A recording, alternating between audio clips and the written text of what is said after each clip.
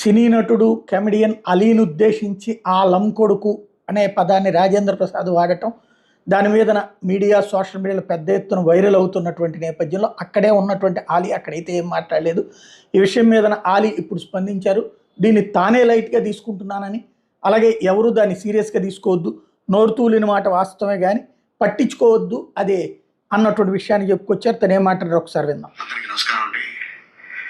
నిన్న కృష్ణారెడ్డి గారు పుట్టినరోజు సందర్భంగా ఈవెంట్లో అనుకోకుండా ఆయనకి మాట తొలింది, అది సరదాగా అని.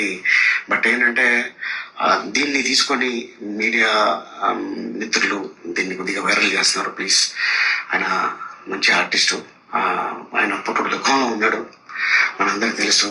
ఇటీవల మంచి కాలంలో తన కూతురు పోయింది, అమ్మలాంటి బిడ్డ. సో అందుకోసం ఆయన కావాలని చెప్పింది కాదు, దీన్ని మళ్ళీ